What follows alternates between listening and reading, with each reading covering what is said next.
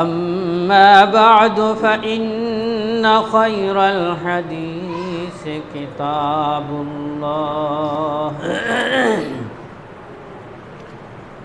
وخير الهدي هدي محمد صلى الله عليه وسلم وشر الأمور محدثاتها وكل محدثة بدعة وكل بدعة ضلالة وكل ضلالة في النار.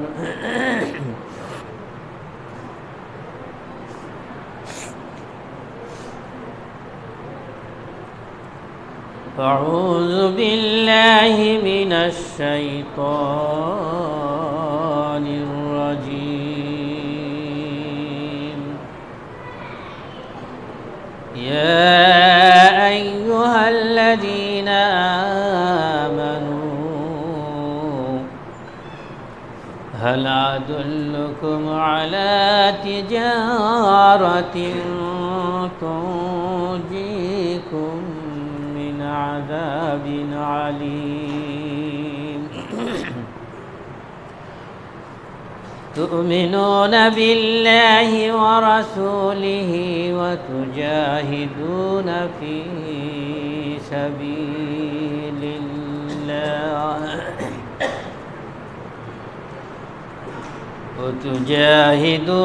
في سبيل الله بأموالكم وأنفسكم ذلكم خير لكم إن كنتم تعلمون.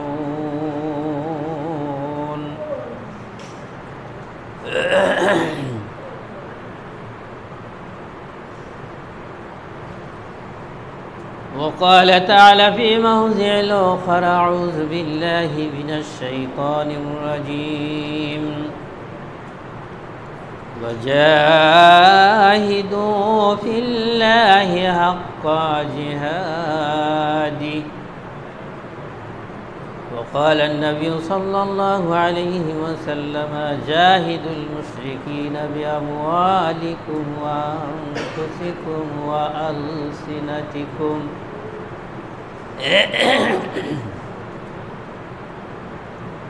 فبسم الله الرحمن الرحيم. قاف والقرآن المجيد بل عجبوا أن جاءهم منذر منهم فقال الكافرون هذا شيء عجيب أإذا متنا وكنا ترابا ذلك رجع بعيد. قد علمنا ما تنقص الأرض منهم وعندنا كتاب حفيظ بل كذبوا بالحق لما جاءهم فهم في أمر مريج. أفلم ينظروا إلى السماء فوقهم كيف بنيناها وزيناها وما لها من فروج والأرض مددناها وألقينا فيها رواسي وأنبتنا فيها من كل زوج بهيج تبصرة وذكرى لكل عبد منيب. ونزلنا من السماء ماء مباركا فأنبتنا به جنة وحب الحصيد والنخل باسقات لها طلع نضيد رزقا للعباد وأحيينا به بلدة ميتا كذلك الخروج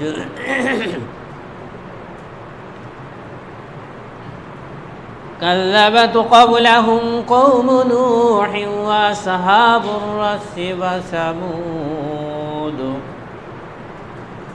وعاد وفرعون وإخوان لوط وأصحاب الأيكة وقوم تبع كل كذب الرسل فحق وعيد أفعينا بالخلق الأول بل هم في لبس من خلق جديد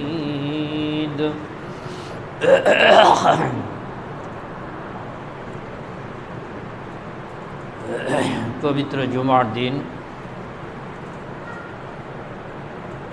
সবাই সর্বগ্রী আল্লাহ সুবহানাহু ওয়া তাআলার শুকরিয়া অন্তঃস্থল থেকে ব্যক্ত করি। সর্বাবস্থাতেই যে মহান মালিকের অনুগ্রহ নিয়ে আমরা বেঁচে আছি, অন্তর খুলে তার শুকরিয়া আদা করি, আলহামদুলিল্লাহ।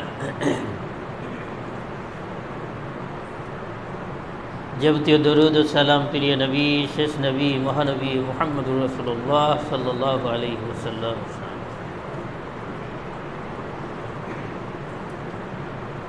আল্লাহ পাকের পবিত্র কোরআনুল কারীমের সূরা সাফ থেকে একটি আয়াত, সূরা হজ থেকে একটি আয়াতের অংশ পড়েছে। প্রিয় নবী মহানবী মুহাম্মদুর রাসূলুল্লাহ সাল্লাল্লাহু আলাইহি ওয়াসাল্লামের অসংখ্য হাদিসের ভিতর থেকে তিরমিজি, বাইহাকির একটি হাদিস পড়েছি। আল্লাহ পাক তৌফিক দিলে এগুলাকে সামনে রেখে আজকের যে নির্ধারিত বিষয় তার উপরে কিছু কথা বলে খুতবা শেষ করবো ইনশাআল্লাহ। ওয়া তৌফিক ইল্লা বিল্লাহ।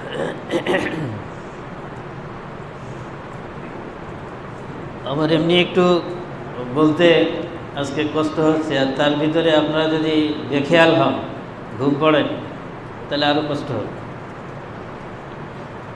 একটু চেষ্টা করেন। বিষয়টা একটু বর্তমান প্রেক্ষাপটে জটিল। জিহাদ আর সন্ত্রাস কি? সাধারণ অর্থে প্রায় দুটোই মারামারি বোঝায়, কিন্তু আসলে তা না, সেটা আমাদের বুঝতে হবে। আর ইসলামের নামে সন্ত্রাস কি করে হলো, এগুলোর শরঈ মূল্যায়ন, এই বিষয়ে আজকের খুতবা হবে। প্রথমে আমরা জানি জিহাদ আলাদা, সন্ত্রাস আলাদা। জিহাদ হলো মজলুম, বঞ্চিত, অত্যাচারিত, নিপীড়িত আত্মমানবতার পক্ষে। সন্ত্রাস হলো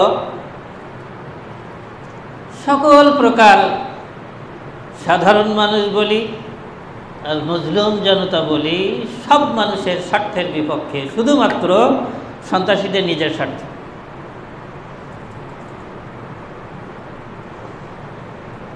কোনো জায়গায় ভীতি দেখিয়ে ত্রাস সৃষ্টি করে সন্ত্রাসী তার উদ্দেশ্য হাসিল করে। সে উদ্দেশ্য সন্ত্রাসীর বিভিন্ন হতে পারে, সে একাও হতে পারে, তার ক্যাডার বাহিনী দিয়েও হতে পারে। একা সন্ত্রাসী হতে পারে, একাধিক সন্ত্রাসীও হতে পারে। এই এখন যেটা আমরা দেখতেছি, আমাদের দেশে চলতেছে ভোট, এখানে সন্ত্রাসী চলতেছে ক্ষমতা দখল করতে হবে, ক্ষমতার লোভ। আমি ক্ষমতা চাই, ভোট আমার চাই না, আমার প্রতীকে ভোট চাই। আর এই জন্য ন্যায় নীতি সব কিছুকে বিসর্জন দিয়ে নিজের ক্যাডার বাহিনী দিয়ে, দেখেন কত শুধুমাত্র একটা ইউনিয়ন পরিষদের ভোট চলতেছে, কত মানুষ ইউনিয়ন পরিষদের ভোটকে কেন্দ্র করে নিহত হয়েছে, অসংখ্য মানুষ আহত হয়ে হাসপাতালে মৃত্যুর সাথে পাঞ্জা লড়তেছে। কোনো দোষ না যারা নিহত হয়ে গেছে অথবা যারা আহত হয়ে মৃত্যুর সাথে পাঞ্জা লড়তেছে। এই একদল মানুষ ক্ষমতা আমার চাই, আমাদের চাই, এর বিপক্ষে কিছু দেখতে চাই না, শুনতে মানতে চাই না। এই জন্য সন্ত্রাসী কর্মকাণ্ড ঘটিয়ে বা অন্য দলকে লাঞ্ছিত করে, বঞ্চিত করে, তাদের লাঠিপেটা করে, তাদের খুন জখম করে হলেও ত্রাস সৃষ্টি করে কেন্দ্র দখল করা, এভাবে এই নিজের পক্ষে ভোটের ব্যালট কেটে হোক বা ভয় দেখিয়ে হোক নিজের পক্ষে আনার ত্রাস চলতেছে। এটাও সন্ত্রাস, এটাকেও বলে সন্ত্রাস। এটা ক্ষমতা লাভের জন্য সন্ত্রাস। এটাই এখন একেবারে আমাদের রান্নাঘর থেকে বঙ্গভবন পর্যন্ত এই সন্ত্রাসী কর্মকাণ্ড চলতেছে।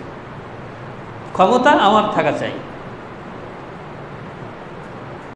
এরপরে আমরা আরও মাঠে ময়দানে দেখি একজন নিরীহ মানুষ, সে হয়তো ব্যাংক থেকে টাকা তুলে বাড়ি আসতেছে তার প্রয়োজন পূরণের জন্য, অথবা বাজার থেকে গরু বিক্রি করে বাড়ি আসতেছে।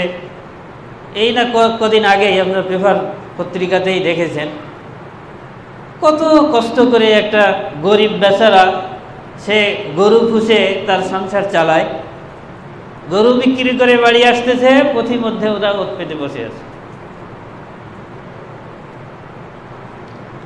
একজনের গরু বিক্রি হয়নি, তাকেও মারপিট, গরু বিক্রি করিসনি কেন, লস হতো আমাদের হতো। এই অবস্থা, বিক্রি করে আসতেছে টাকাগুলো, তাকে মারপিট করে, কোথাও তাকে হত্যা করে দিয়ে তার কাছ থেকে টাকা ছিনতাই করে নিয়ে তারা তাদের উদ্দেশ্য পূরণ করতেছে। এটিও সন্ত্রাসী কর্মকাণ্ড। কত জায়গায় চর দখলকে কেন্দ্র করে অনেক প্রভাবশালী সন্ত্রাসী তাদের প্রভাব খাটিয়ে প্রতিপক্ষকে বিপর্যস্ত করে, পর্যদস্ত করে তারা সেটি দখল করে নিচ্ছে। অন্যায়ভাবে একজন সন্ত্রাসী কর্মকাণ্ড চালিয়ে কারো জমি দখল করে নিচ্ছে, কারো অনেক বড় বড় ছোট বড় অনেক কিছু দখল করে নিচ্ছে। সবগুলোই নীতি বিবর্জিত পন্থায় নিজের হক প্রতিষ্ঠিত হওয়া বাদ দিয়ে অন্যের হককে নিজের কাছে চাই, নিজের স্বার্থ পূরণ চাই, এই অনধিকার চর্চা করে যেসব ত্রাস যেখানেই যেভাবেই সৃষ্টি করা হোক না কেন সবগুলোই সন্ত্রাস। তাই ক্ষমতা দখলের জন্য হোক, সামাজিক রাজনৈতিক প্রতিপত্তি ক্ষমতা দখলের জন্য হোক, আর্থিক সুবিধা লাভের জন্য হোক, আর যে উদ্দেশ্যেই হোক না কেন, এ ধরনের ত্রাস সৃষ্টি যারা যেখানেই করে না কেন এগুলো সবই সন্ত্রাসী কর্মকাণ্ড। ইসলাম এইগুলোকে একেবারেই কোনো প্রকার সমর্থন তো নেই, বরং এইগুলো কঠিনভাবে হারাম করেছেন, কঠিনভাবে নিষিদ্ধ করেছেন। শুধু নিষিদ্ধ না, এইসব কর্মকাণ্ডগুলো যারা পরিচালিত করে তাদের শাস্তিও কোরআনে কারিমে আল্লাহ সুবহানাহু ওয়া তাআলা এমনভাবে ঘোষণা করেছেন, কোনো দেশ, কোনো আইন বিভাগ, কোনো বিচার বিভাগ যদি সুবিচার প্রতিষ্ঠা করে তাহলে সেই দেশে কোনো প্রকার সন্ত্রাসী কর্মকাণ্ড থাকবেই।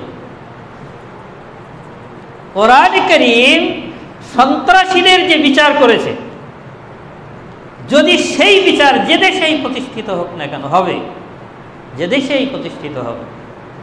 সৌদি আরবে আপনারা দেখেছেন, শুনেছেন, পুরোপুরি না থাকলেও সেইখানে একজন মানুষ লাখ টাকা কোটি টাকা নিয়ে নির্বিচারে নির্বিঘ্নে নিরাপদে নির্ভয়ে সে পথ চলবে, কেউ তার কাছ থেকে কেড়ে নেয় না, বিচ্ছিন্ন দু একটা ঘটনা বাদ। মানুষ আজান হয়ে গেছে, নামাজে চলে যাচ্ছে, দোকানপাট সব ওই অবস্থায় প্রায় খোলাই থেকে যায়, কেউই শোয় না। দু একটা বিচ্ছিন্ন ঘটনা এরকম আমাদের মতো বাঙালিরা বা এই ভারতবর্ষের কিছু কিছু লোক ব্যতীত দু একটা বিচ্ছিন্ন ঘটনা বাদ দিয়ে সেখানে যতটুকু আছে কোরআনে কারীমের বিধান, আইন কানুন, তার সুফল হিসাবে আমরা দেখতে পাই মানুষ নিরাপদে নির্বিঘ্নে চলার যে নিরাপত্তা তারা লাভ করে, সেটি হলো কোরআনে কারীমের বদৌলতে প্রিয় নবী মুহাম্মদ রাসূলুল্লাহ সাল্লাল্লাহু আলাইহি সাল্লামের জীবনাদর্শ অনুযায়ী চলার যে ফজিলত, চলার যে উপকারিতা, সেটা সেখানে প্রত্যক্ষ করা যায়। কিন্তু দিনকে বাদ দিয়ে, পবিত্র কোরআনুল কারীমের বিধানকে বাদ দিয়ে পৃথিবীর যত দেশই সন্ত্রাস দমনের চেষ্টা করেছে, সন্ত্রাস আরো বেড়েছে। কারণ যে বিচার করবে, বিচার করতে যে বিচারকের হাত পা বাঁধা, সন্ত্রাসী আমার দলের, কাজেই আমার দলের লোক আমার দরকার, আমাকে ক্ষমতায় টিকে থাকতে গেলে আমার সন্ত্রাসী বাহিনী ছাড়া টিকে থাকার কোনো সুযোগ নেই। কাজেই তারা বেকসুর খালাস পেয়ে যাচ্ছে, সন্ত্রাসীদের দৌরাত্ম্য দিন দিন বেড়ে চলছে। এভাবে চলতে থাকলে যে ভূখণ্ডেই এরকম অবস্থা চলতে থাকবে, একসময় মানুষ বসবাসের অযোগ্য হয়ে যাবে। এই জন্য জিহাদকে আল্লাহ পাক ফরজ করেছে। জিহাদ হলো আত্ম মানবতার পক্ষে, জিহাদ হলো বঞ্চিত মানবতার পক্ষে, জিহাদ হলো অত্যাচারিত নিপীড়িত মানুষের পক্ষে। যেটি বলছিলাম সন্ত্রাস, পবিত্র কোরআনে কারীমে দেখেন সন্ত্রাসী কর্মকাণ্ডের বিচার আল্লাহ পাক করেছেন আইয়ুকাত্তালু। ইসলামী আইনে, কোরআনে কারীমের আইনে সন্ত্রাসী হিসেবে চিহ্নিত হলে আইয়ুকাত্তালু, তাকে হত্যা করে দাও। অন্যদিকে খেয়াল করলে বোঝা যাবে। তাই বলি হত্যা আপনি আমি করা যাবে না, তার দেশের একটা আইন আছে, তাদের উপরে এই দায়িত্ব আল্লাহ পাক কোরআনে কারীমের ভিতরে বলে দিয়েছেন। সন্ত্রাসী চিহ্নিত হলে, নিজের দলের হোক অন্য দলের হোক, যে কেউ হোক না কেন, সন্ত্রাসী হিসাবে চিহ্নিত হওয়ার সাথে সাথে আইয়ুকাত্তালু, তাকে হত্যা করো। প্রথম শাস্তি তাকে হত্যা করো। আও ইউসাল্লাবু, তাকে শুলে চড়াও। এটাও হত্যা, শুলে চড়ালে কেউ বাঁচে না, কিন্তু হত্যা বিভিন্নভাবে হতে পারে। দুটো কায়দার কথা এখানে বলা হয়েছে। তাকে গুলি করে হত্যা করো, তাকে বেশি কষ্ট দিয়ে, পাপ অনুযায়ী, সন্ত্রাসের গ্রেড অনুযায়ী কোন কায়দায় হত্যা করলে সে বেশি কষ্ট পাবে অথবা একটু কম কষ্ট পাবে, সেটা বিচারক নির্ধারণ করবে। কিন্তু শাস্তি প্রথম তো দুটো, আইয়ুকাত্তালু, তাকে হত্যা করতে হবে। যেভাবে হোক, গুলি করে হোক, ফাঁসিতে দিয়ে হোক, তাকে তিল তিল করে হত্যা করে হোক, তার অপরাধ অনুযায়ী তাকে হত্যা করতে হবে। অথবা বিচারক যদি মনে করে শুলে চড়াইয়ে হত্যা করতে হবে, তাও একটি কায়দা আল্লাহ সুবহানাহু ওয়া তাআলা বলে দিলেন। আও তুকাত্তা আইদিহিম ওয়া আরজুলিহিম মিন খিলাফ, এবার একটু কম শাস্তি দিলেন। সন্ত্রাসী কর্মকাণ্ড যদি একটু গ্রেডে কম হয়, তবু তাকে ছেড়ে দেওয়া যাবে না। তার শাস্তি কি? হত্যা করা যদি হত্যার মতো বড় গ্রেডের শাস্তির যোগ্য যদি না হয়, গ্রেড যদি একটু কম হয়, তবু সন্ত্রাসী কর্মকাণ্ড, তাহলে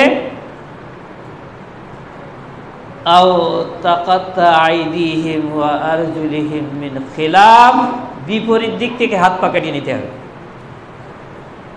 ডান হাত যদি কেটে নেয়, বাম পা কেটে নিতে হবে। এরকম করে বলার কারণ, ও বেঁচে থাকবে, কিন্তু যত মানুষ দেখবে চিনতে পারবে এ সন্ত্রাসী ছিল, তাই এর শাস্তি হয়েছে এই। কাজেই ওকে দেখে সব সন্ত্রাসী মানসিকতার সব লোক ভালো হয়ে যাবে, বেঁচে থাকবে, কিন্তু দেখলেই বুঝতে পারবে যে এর শাস্তিটা কেন হয়েছে। অনেক লোকের অনেক শাস্তির কারণে হয়তো হাত পা কাটা যায়, চোখ হয়তো নিজে সন্ত্রাসী কর্মকাণ্ড করে চোখ অন্ধ হয়ে গেছে, বোম বাঁধতে যেয়ে চোখ অন্ধ হয়ে গেছে ফেটে চুরে, কিন্তু সে এখন সুফি হয়ে গেছে, মানুষ তো বুঝতে পারে না যে এর এই আকাম করতে যেয়ে চোখ অন্ধ হয়ে গেছে। হয়তো সে সন্ত্রাসী কর্মকাণ্ড করতে যেয়ে নিজের হাত পুড়ে গেছে, দুই হাতই চলে গেছে, এখন সে ভিক্ষুক, এখন সে দাড়ি রেখেছে, টুপি মাথায় দিয়ে আপনার দ্বারে যাচ্ছে, কিন্তু আপনি চিনতে পারেন না যে এর এই আকাম করতে যেয়ে এর হাতটা পাটা কাটা গেছে, অসহায় কেন হয়েছে। আল্লাহ পাক শাস্তিটা এমন করে দিলেন, যদি কোরআনে কারীমের এই শাস্তি মানুষের উপরে দেওয়া হয় তাহলে সব মানুষ দেখেই ভালো হয়ে যাবে যে সন্ত্রাসী কর্মকাণ্ড করেছিল, তাই এর এক পা এক হাত বিপরীত দিক থেকে কাটা মানেই ও এই কাজ করেছিল, তাই এদেশের আইন, এদেশের বিচার কোরআনে কারীমে আল্লাহর হুকুমে, আল্লাহর হুকুম অনুযায়ী তার এই শাস্তি দেওয়া হয়েছে। হয়তো সে তওবা করে ভালো হয়ে যেতে পারে, আল্লাহ পাক তার তওবা মঞ্জুর করলে সে পরবর্তীতে ভালো হতে পারে, কিন্তু সে সুযোগটুকু রাখা হয়েছে তার জন্য। কিন্তু তার শাস্তি ওই, যতদিন সে বেঁচে থাকবে, যত মানুষের সামনে সে পড়বে, প্রত্যেকেই তাকে সে এক সময় সন্ত্রাসী ছিল এটা চিনতে পারবে। আও ইয়ানফাউ মিনাল আরদ, এরপরে যদি আরো লঘু শাস্তি তার দেওয়া যায়, তাকে দেশ থেকে বের করে দিতে হবে।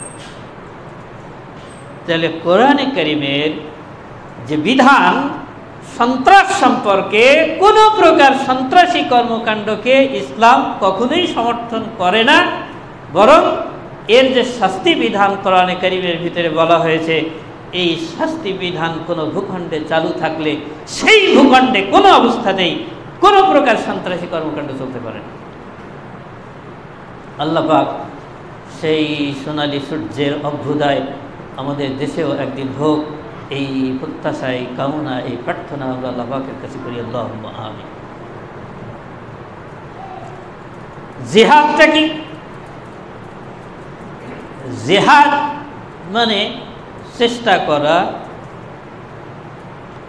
সবচেয়ে একেবারে আপ্রাণ প্রচেষ্টা চালানো, সর্বাত্মক প্রচেষ্টা চালানো। কিসের জন্য?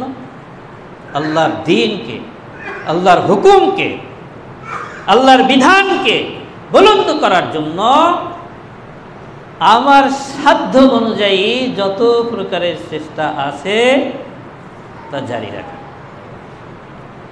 এটি হতে হবে আত্মমানবতার পক্ষে, মজলুম, আত্মপীড়িত, বঞ্চিত, লাঞ্ছিত মানবতার পক্ষে।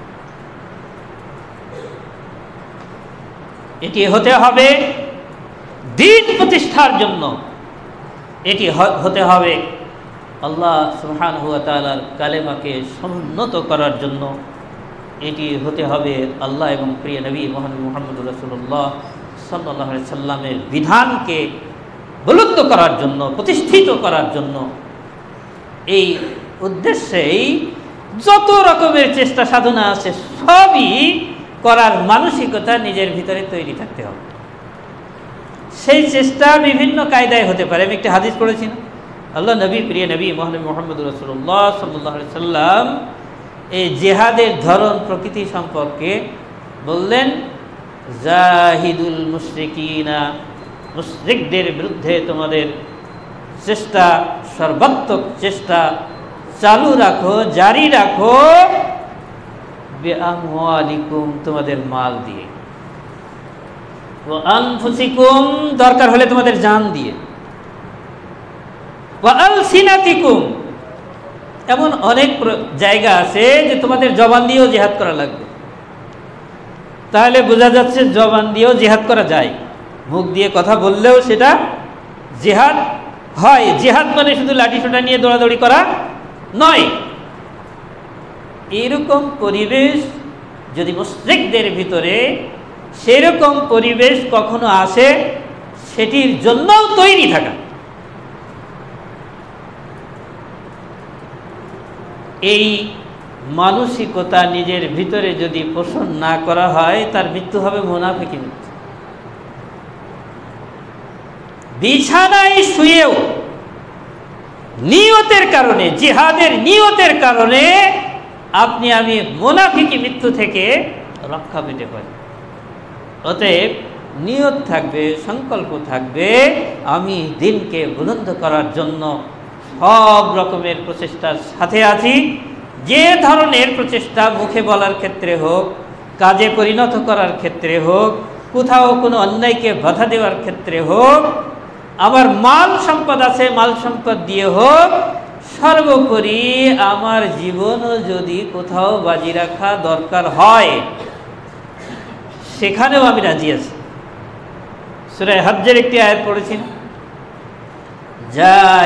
ওয়াজাহিদু ফিল্লাহি হাক্কা জিহাদিহি, আল্লাহর রাস্তায় তোমরা জিহাদ করো, প্রকৃত জিহাদ। প্রকৃত জিহাদ ওই যেটা আগে বলছিলাম, প্রকৃত জিহাদ। জিহাদের বহু ভুল ব্যাখ্যা আমাদের সমাজে চালু হয়ে গেছে। এই জিহাদের ভুল ব্যাখ্যা নিয়ে জিহাদকে সন্ত্রাসীর সাথে মিশিয়ে দেওয়া হয়েছে। ইসলামের নামে এটা কি করে হলো? এবার একটু গোড়ার দিকে যাওয়া লাগে। ইসলামের নামে সন্ত্রাস মিশে গেছে, যার কারণে সারা বিশ্বে মুসলমানদেরকে এভাবে অমুসলিমরা সন্ত্রাসী হিসাবে কালার করার সুযোগও পাচ্ছে। এটা একেবারেই প্রিয় নবী মহানবী মুহাম্মদ রাসূলুল্লাহ সাল্লাল্লাহু আলাইহি সাল্লামের সাহাবী ছিলেন একজন আবু যার গিফারি রাদিয়াল্লাহু তাআলা। ইসলামের একটি চরমপন্থী দল সম্পর্কে আপনাদের ধারণা আছে, যার নাম খারিজি সম্প্রদায়। ইসলামের নামে এরাই প্রথম সন্ত্রাসী কর্মকাণ্ড শুরু করে। আমার যতদূর, আমি এ ব্যাপারে বেশি লেখাপড়ার সুযোগ পাইনি, যতটুকু আমার ধারণা, ইসলামের নাম নিয়ে সন্ত্রাসী কর্মকাণ্ড শুরু করে ইসলামের যে একটি উগ্রবাদী সম্প্রদায় আছে, খারিজি সম্প্রদায় নামে। আবার তো খারিজি কারা বলতে গেলে লম্বাবাস। হযরত আলী রাদিয়াল্লাহু তাআলা আনহু এর সময় এদের উদ্ভব ঘটে এবং এরাই আলী রাদিয়াল্লাহু তাআলা আনহুকে হত্যা করে। এদের বেশিরভাগই ছিল হযরত আবু যার গিফারি রাদিয়াল্লাহু তাআলা আনহুর শিষ্য, আল্লাহর নবী সাহাবী। তিনি ভালো মানুষ ছিলেন, অত্যন্ত ভালো মানুষ ছিলেন, অত্যন্ত একজন তপস্বী মানুষ ছিলেন। আরে ভালো মানুষদের ভিতর থেকেই খারিজিদের উৎপত্তি ঘটে। এদের উদ্দেশ্যও ভালো ছিল, কিন্তু সীমা অতিক্রম করে ডোজ বেশি করে ফেলেছে। কিভাবে? আবু যার গিফারি রাদিয়াল্লাহু তাআলা আনহু তাই বলে খারিজি ছিলেন না। তার এই অত্যন্ত তপস্বী শিষ্যরা হযরত আলী রাদিয়াল্লাহু তাআলা আনহু আর মুআবিয়া রাদিয়াল্লাহু তাআলা আনহুর সময় যে দ্বন্দ্ব শুরু হয়ে গেল, ওসমান রাদিয়াল্লাহু তাআলা আনহুর শাহাদাতের পর থেকে এটা মাথাছাড়া দিতে শুরু করলো। এ লম্বা ইতিহাস আমি খুব সংক্ষেপে শুধু একটু ধারণা দেওয়ার জন্য বলছি। আলী মুআবিয়ার এই সমঝোতার ক্ষেত্রে যখন সিফিনের যুদ্ধে অবতীর্ণ হওয়ার পরে মুআবিয়া রাদিয়াল্লাহু তাআলা আনহু দেখলেন যে যুদ্ধে বিপর্যয়, যুদ্ধে পরাজয় নিশ্চিত। তিনি বর্ষার মাথায় কোরআন শরীফ উড়িয়ে দিয়ে ঘোষণা করলেন, যুদ্ধ বন্ধের জন্য আবেদন জানালেন। আলী রাদিয়াল্লাহু তাআলা আনহু এবং তার দলের বেশিরভাগই সরলপ্রাণ মানুষ, তারা যুদ্ধ বন্ধ ঘোষণা দিলেন। মুআবিয়া রাদিয়াল্লাহু তাআলা এই খারিজি সম্প্রদায়টার উদ্ভবও কিন্তু একটি রাজনৈতিক কারণ।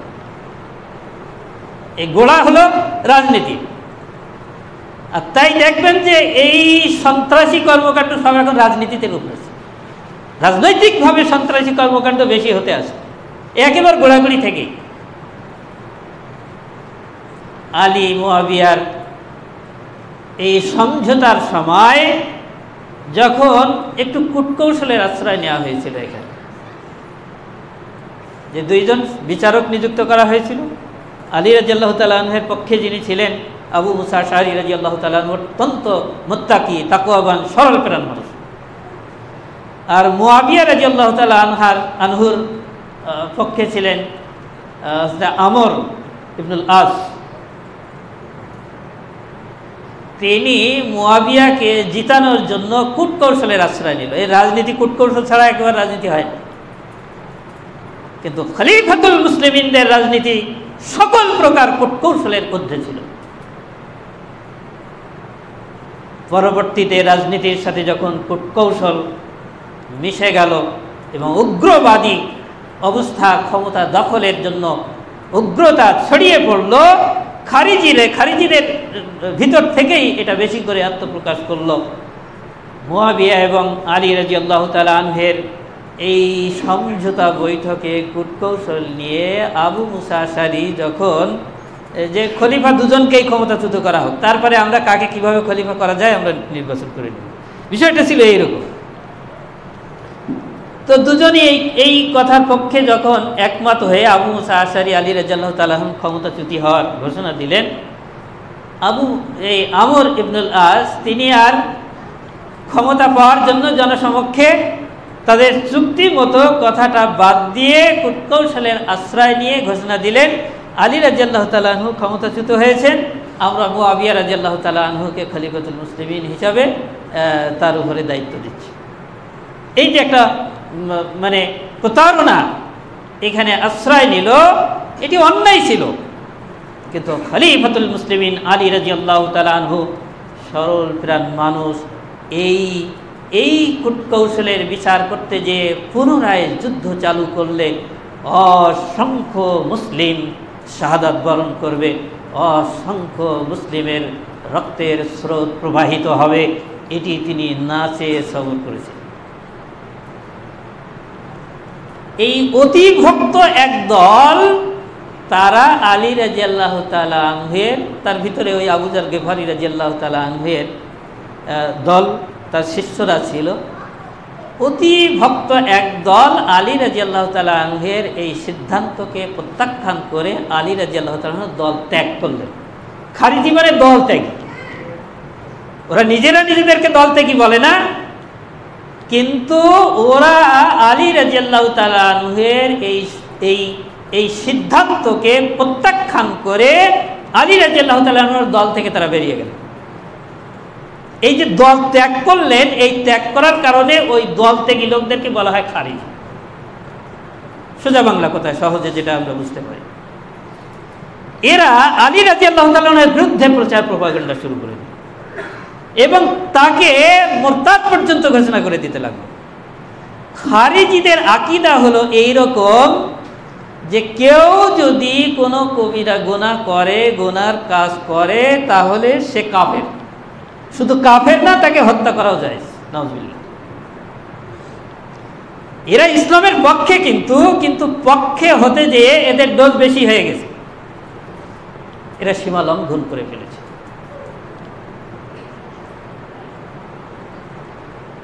এইরকম তাদের আকীদার সাথে, তাদের মতের সাথে মিলে না এইরকম মুসলিমদেরকেও তারা কাফের ঘোষণা করে এবং তাকেও হত্যা করার জন্য তারা প্রস্তুত।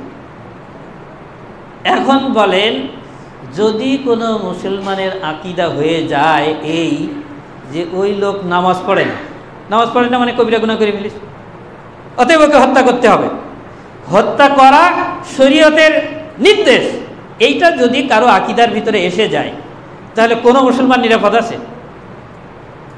আজকে সে নামাজ পড়েনি, কালকে সে তওবা করে ফিরে আসতে পারে, সে সুযোগটা তো রাখতে হবে।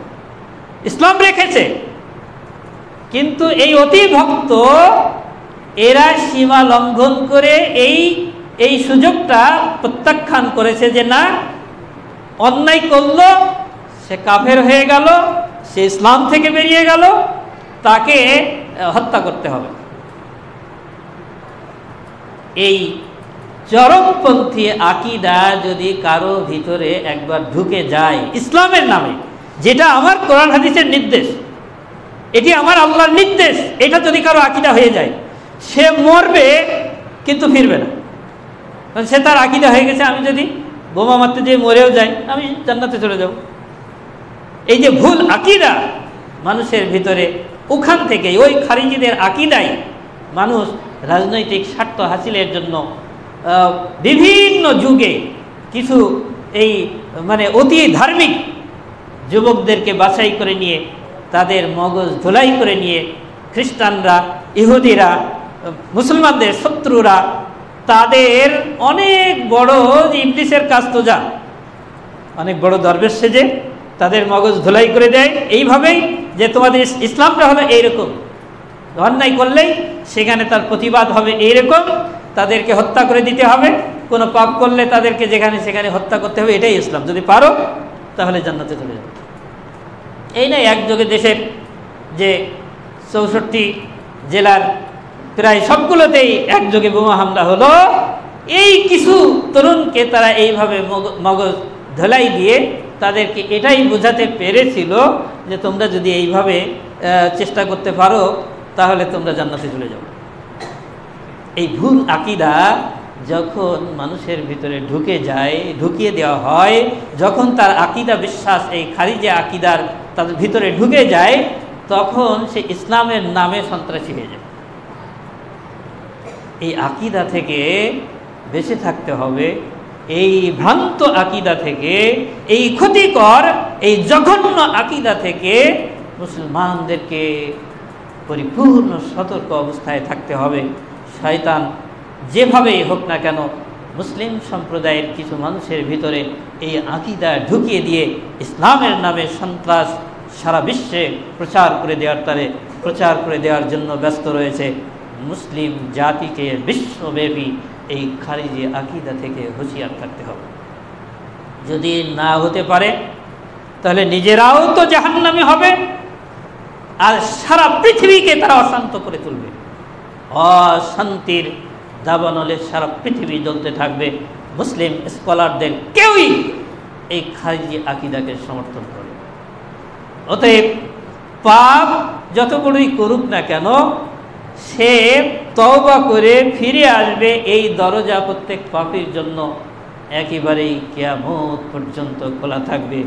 পাপ করেছে, কবিরা গুনাহ করেছে, তাদের আকীদার সাথে মেলেনি, তাই বলে তাকে হত্যা করে ফেলতে হবে, তাই বলে সে সাথে সাথে মুরতাদ হয়ে গেছে, এই আকীদা কোনো ইসলামী আকীদা না।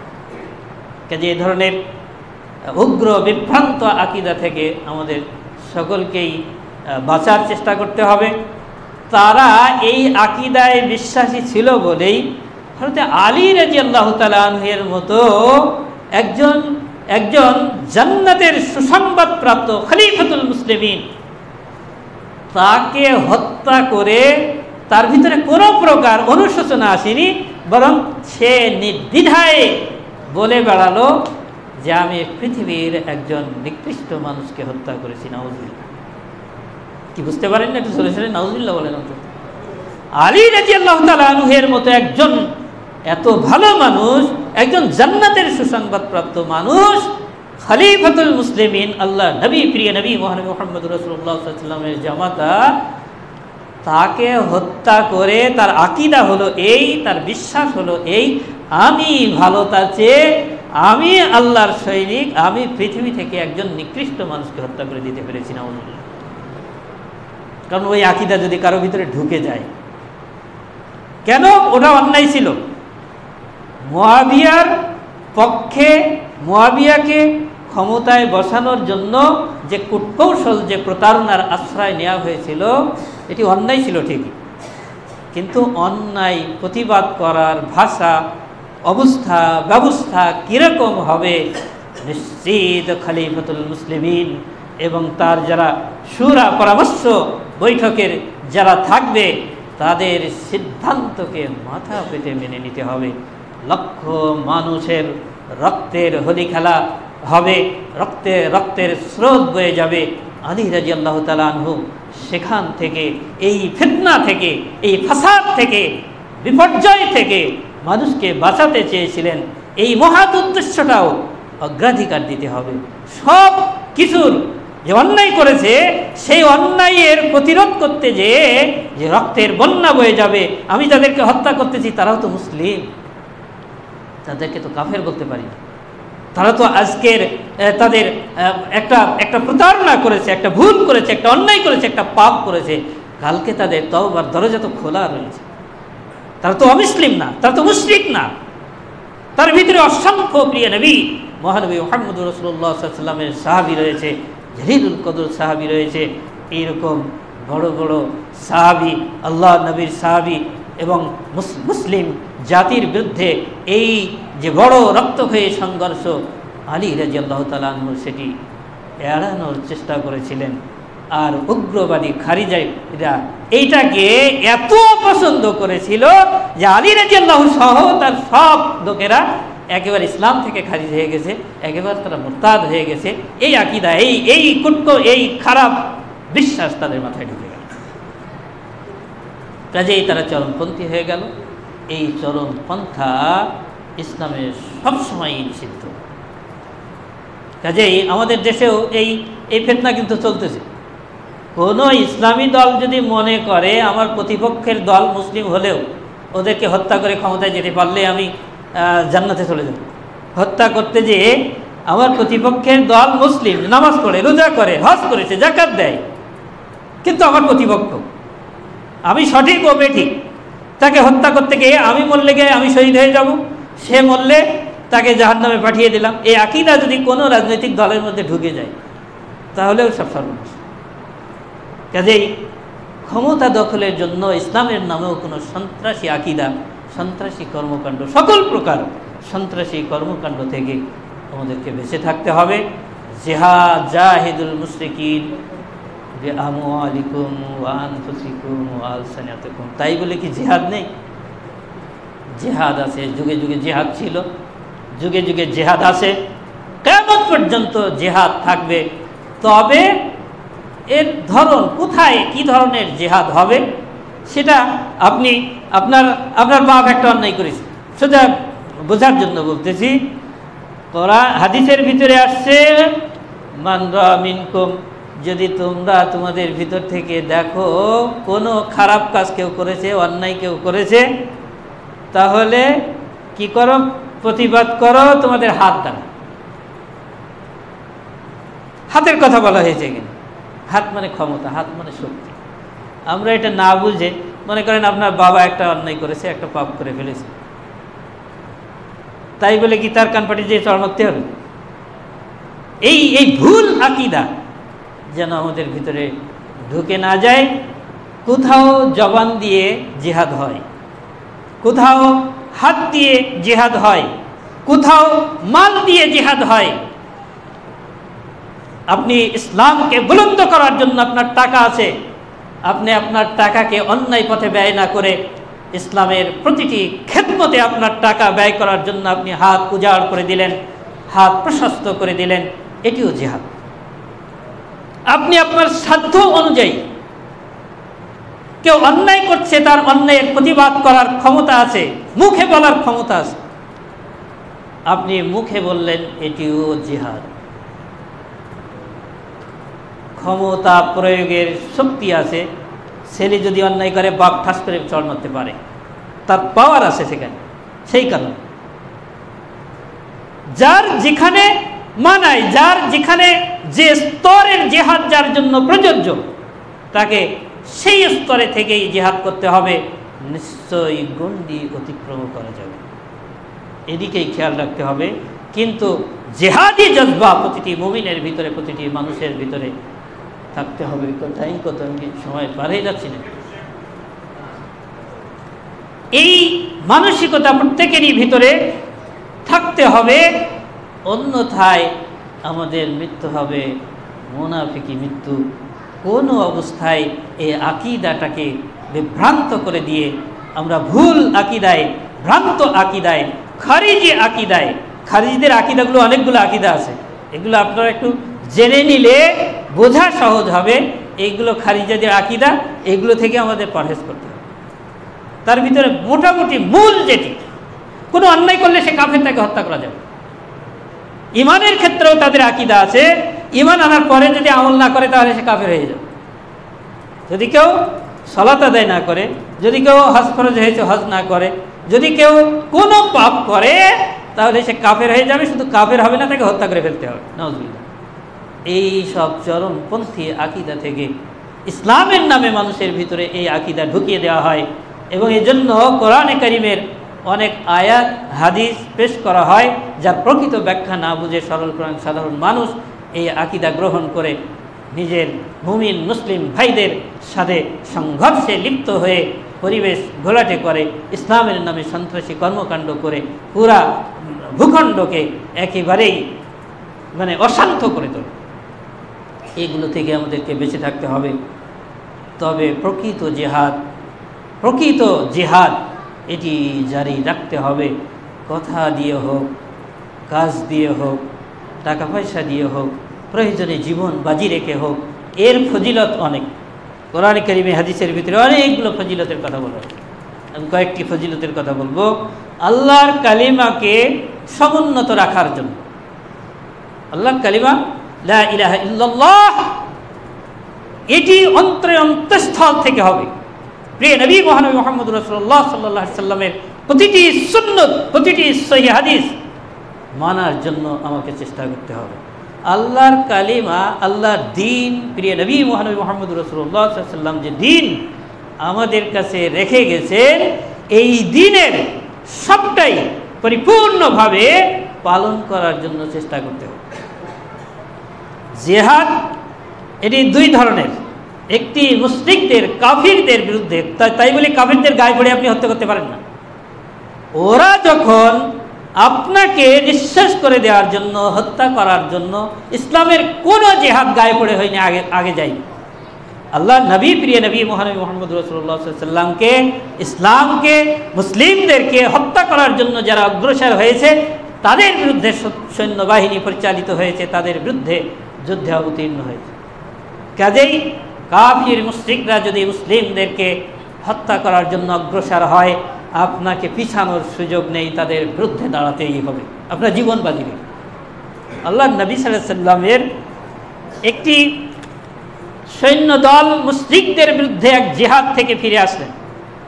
আল্লাহ নবী তাদেরকে বললেন, তোমরা জিহাদ থেকে ফিরে এসেছো, প্রকাশ্য জিহাদ থেকে ফিরে এসেছো, প্রত্যক্ষ জিহাদ থেকে ফিরে এসেছো, এখন তোমাদেরকে বড় জিহাদ করতে হবে।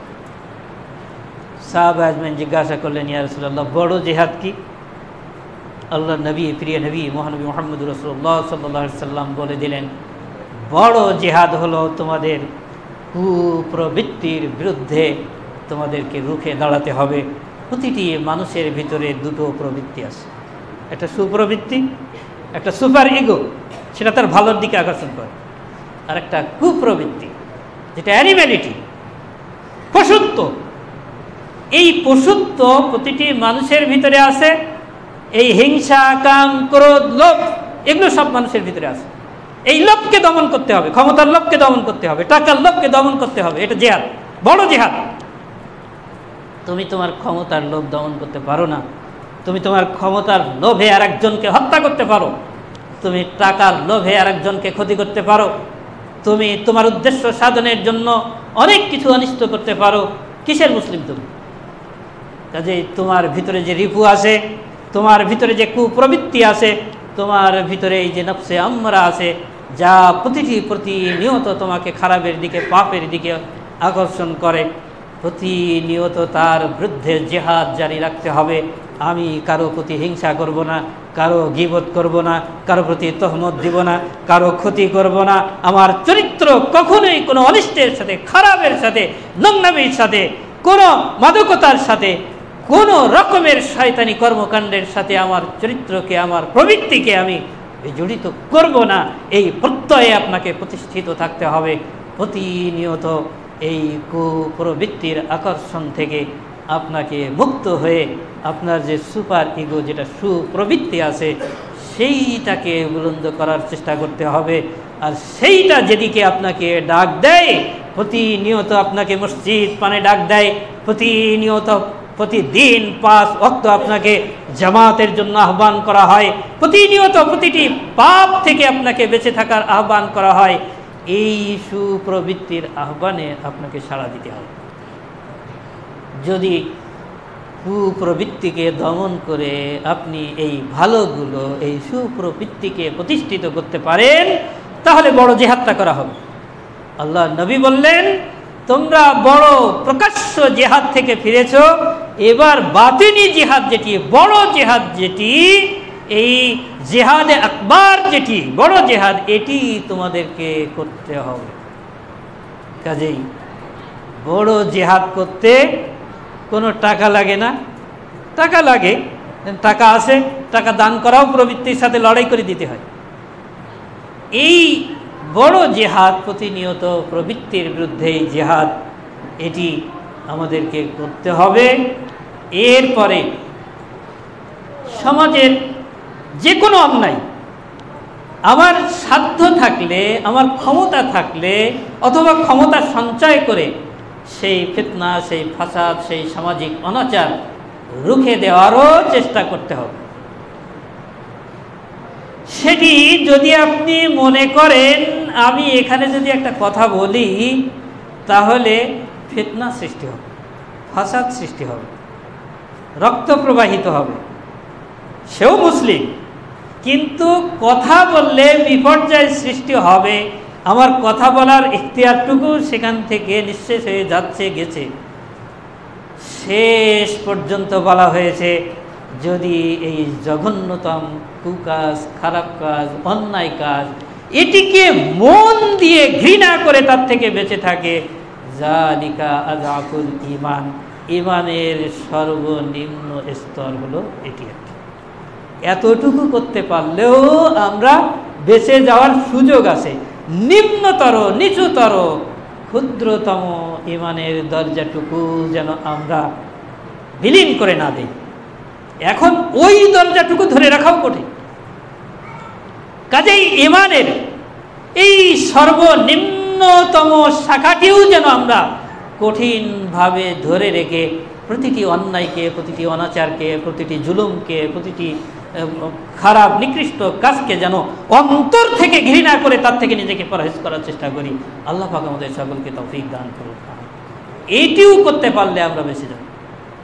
কাজেই জিহাদ মানে আপনার মুসলিম ভাইয়ের বিরুদ্ধে যেখানে সেখানে দাঙ্গা হাঙ্গামা ফাসাদ সৃষ্টি করা নয়। এর স্তর বুঝে আপনাকে আমাকে প্রকারান্তরে যদি বিপর্যয়ের হাত থেকে বাঁচার জন্য আপনি অন্তর দিয়ে ঘৃণা করে বাঁচার চেষ্টা করেন, তবুও নিম্ন দরজার ঈমানটুকু আপনার আমার ভিতরে বুলন্দ থাকবে। আল্লাহ পাক আমাদেরকে তৌফিক দান করুন। এটুকু যেন আমরা বিলীন করে না দিয়ে ধরে রাখতে পারি। আল্লাহ পাক তৌফিক দান করুন। আপনার আমার নিরাপত্তার ক্ষেত্রে নিরাপত্তা বিঘ্নিত করতেছে, কেউ গায়ে পড়ে মারতে আসতেছে, আপনি প্রতিরোধ করার বৈধতা আছে, এটিও জিহাদের মধ্যে শামিল। মানবতা রক্ষার ক্ষেত্রে আপনাকে মানবতার পক্ষে অবস্থান নিয়ে যেখানে যে স্তরে যে লড়াই যেভাবে হয় আপনাকে সেখানে মানবতার পক্ষে থেকে এই কাজ করতে হবে। মাতৃভূমি রক্ষার ক্ষেত্রেও যদি অমুসলিমরা কোনো মুসলিম দেশ আক্রমণ করে আপনাকে তাদের বিরুদ্ধে মাতৃভূমি রক্ষার জন্য দাঁড়াতে হবে, এটিও জিহাদের পর্যায়ভুক্ত। পারলৌকিক শাস্তি থেকে রক্ষা, পারলৌকিক শাস্তি থেকে বাঁচার জন্য সর্বাত্মক জিহাদ, টাকা দিয়ে জেহাদ, মুখ দিয়ে জেহাদ, প্রকাশ্য জেহাদ, অপ্রকাশ্য জেহাদ, স্তর অনুযায়ী যে স্তরে আপনি খাটতে পারেন, যেখানে আপনার সুযোগ আছে আপনার নিয়ত এজন্য খোলা রাখতে হবে, অন্যথায় পারলৌকিক শাস্তির থেকে বাঁচা বড় কঠিন হয়ে যাবে। কোরআনে কারিমে যে আয়াতটি আমি পড়েছিলাম, ইয়া আইয়ুহাল্লাযীনা আমানু, ঈমানদারেরা, হাল আদুল্লুকুম আলা তিজারাতিন তুনজিকুম মিন আযাবিন আলীম, আযাবে আলীম থেকে তোমাদের বাঁচার জন্য একটা ব্যবসার কথা বলি, ভালো ব্যবসা। এই যে এখানে বহু মসজিদ আছে, আপনারা অনেক টাকা পয়সা উজাড় করে দিয়ে যারা দ্বীনকে বুলন্দ করার জন্য, পিওর দ্বীনকে ফিরিয়ে আনার জন্য এই টাকা পয়সা দিয়ে জমি দান করেছেন, মসজিদ করেছেন, এই সুন্নতের পক্ষে প্রচারণা চালাচ্ছেন, এগুলো জিহাদের মধ্যে শামিল। পরকালের আযাব থেকে বাঁচার উদ্দেশ্যে দ্বীনের সবটুকুকে বুলন্দ করার জন্য যে আত্মপ্রচেষ্টা। একটি আল্লাহর নবীর হাদিস, আমি পায়ে পা লাগিয়ে দাঁড়াতে পারিনি, আমি জোরে আমিন বলতে পারিনি, আমি সুন্নত অনুযায়ী হাত বাঁধতে পারি না, আমি আল্লাহর নবীর তরিকায় সালাত আদায় করতে পারি না, এটা পারার জন্য যতটুকু সাধ্য সাধনা সেটিও জিহাদের পর্যায়ভুক্ত। প্রতিটি সুন্নতকে বুলন্দ করার জন্য আপনার প্রচেষ্টাও জিহাদের পর্যায়ভুক্ত। পরকালের শাস্তি থেকে রক্ষার জন্য আপনার মাল, আপনার জীবন, আপনার জবান সব সময় সেদিকে উন্মুখ রাখতে হবে, অন্যথায় পরকালীন শাস্তি থেকে বাঁচা কঠিন হয়ে যাবে। আল্লাহ পাক তৌফিক দান করুন। এই ধরনের জিহাদে যারা শরীক হয়, যারা মৃত্যুবরণও করে, যাদের উদ্দেশ্যের খুলুচিয়াত থাকে, প্রকৃত জিহাদের সাথে যারা আছে, সন্ত্রাসী কর্মকাণ্ডের সাথে না, খারিজি আকীদায় পুষ্ট হয়ে না, প্রকৃত জিহাদের সাথে যারা আছে, তারা মরে গেলেও তাদেরকে জীবিত বলা হয়েছে, তাদের মর্যাদা আল্লাহ পাকের কাছে অনেক বেশি। আল্লাহর ভালোবাসা লাভের ক্ষেত্রেও এই পক্ষে, প্রকৃত জিহাদের পক্ষে যারা আছে, আল্লাহ পাক তাদেরকে ভালোবাসেন। কোরআনে কারীমের অনেক আয়াতে বলা হয়েছে, সব পাপ রাশি মোচন করে আল্লাহ পাক তাদেরকে জান্নাতে দাখিল করবেন। প্রকৃত জিহাদের পক্ষে যাদের মন, মগজ, আত্মা, প্রবৃত্তি খোলা থাকবে, ওই ধরনের ভ্রান্ত আকীদা থেকে নিজেদেরকে পারহেজ করার চেষ্টা করবে। আল্লাহ পাক আমাদের সকলকে হাক্কা জিহাদিহি, প্রকৃত জিহাদের সাথে শামিল থাকার তৌফিক আমাদের আমরণ আল্লাহ পাক এই তৌফিক জারি রাখুন, দান করুন। আল্লাহ যেন প্রতিটি অন্যায়কে অন্তত মন দিয়ে ঘৃণা করে তার থেকে বেঁচে থাকতে পারি, সাধ্য অনুযায়ী প্রতিটি প্রকৃত জিহাদের সাথে শরীক থাকতে পারি। আল্লাহ আমাদের সকলকে তৌফিক দান করুন, আমিন।